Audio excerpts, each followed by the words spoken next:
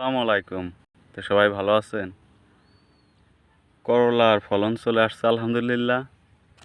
তো সামনে ইনশাল্লাহ ভালো ফলন হবে মনে করা যাইতেছে, বা আল্লাহ যদি সহায় ফলন ভালো হবে। তো করলার দেখেন, করলার মেন হলো সৌন্দর্য।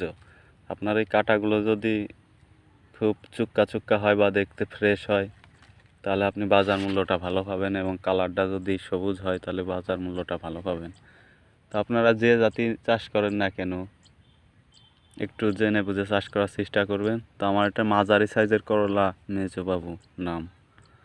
তো শীত চলে আসছে ফিরা, এই কারণে আমি খুব অল্প জায়গায় চাষ করেছি। তো আলহামদুলিল্লাহ, যদি আগামী সিজন পর্যন্ত আল্লাহ বাঁচায় রাখে তখন বেশি পরিসরে করব। তো এখন শীতের কারণে একটু দামও কমে গেছে, 30 থেকে 40 টাকা কেজি। তো সবাই ভালো থাকেন। আসসালামু আলাইকুম।